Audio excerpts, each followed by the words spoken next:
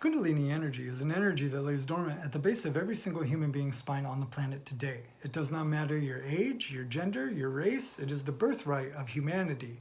A birthright that, for the most part, humanity does not even know it possesses. It lays dormant at the base of the spine, coiled up like a snake around the root-base chakra, Kundalini energy being represented by the snake being a representation of the masculine and feminine principle in the human DNA. Now, when one activates the root-based chakra, gradually, slowly, over time, eventually, what happens is it enacts this energy and it erupts, shooting up a tube from the base of the spine to the top of the skull, connecting to the crown chakra, which then sends the energy back down into the root-based chakra, activating the 7 lamps on the way up and back down. This is an event known as the Kundalini rising. Once this event takes place, you are suddenly no longer in the matrix, and you step into the new earth. What do I mean by this? As I walk through the world today, I experience and am inundated by the information going on around me at all times. If this information happens to be stressful, I am taking in the stress and I am storing it in my thought process as well as my body. Now, as I store it, this stress gets kept and held in my muscle tissue, which then sends a stressful signal into my nervous system, which then sends a stressful signal up to my mind. My mind reads this stressful signal and sends stressful signal back down into the nervous system as a constant state of reaction. As above, so below.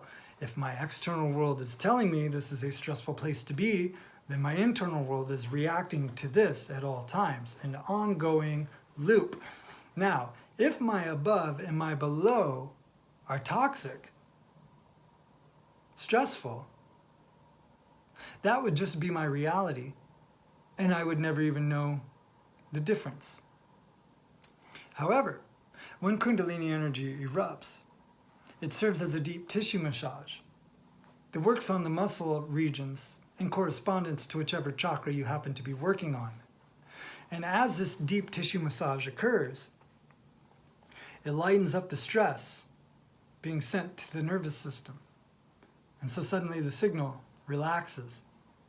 And then as the signal relaxes being sent to the mind relaxes and the consciousness can expand until eventually you just kind of outgrow the matrix because your consciousness has expanded so much that you can kind of tune in to what's going on with the rest of the universe. And suddenly, you go through an ego death as you become much more a spiritual being that happens to be having a human experience as opposed to a human being having glimpses of spiritual experience.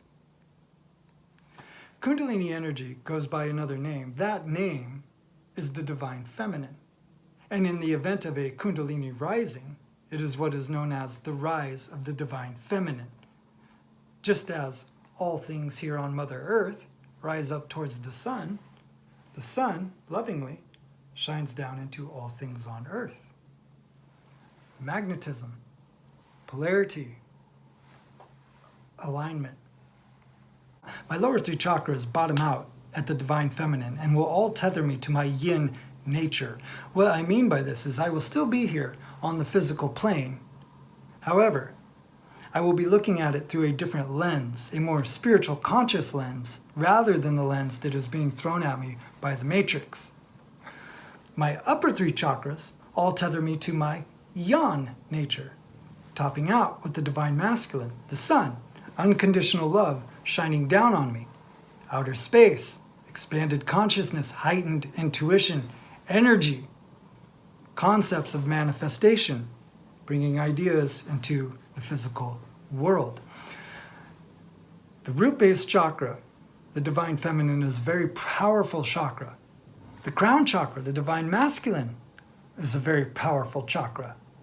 And yet, neither one is as powerful as that 4th chakra, the one in the middle, where heaven meets earth. Photosynthesis, the divine masculine meeting the divine feminine in unconditional love. The heart chakra, where all is forgiven. When this chakra activates, it activates all of the chakras. And you will suddenly see everything exactly how it really is. And I would love to tell you exactly how it really is, but I don't want to ruin the revelation. So, if you enjoyed this video, please share it. And I invite you to join me again tomorrow night for part 3 of my trilogy entitled The Divine Feminine, where we will be discussing the possibilities that the future holds for us when we incorporate this into the mass consciousness of our society as the human race and the planet ascends into the 5th dimension of human existence in the age of Aquarius. Until then, as always, from my heart to your heart, Namaste.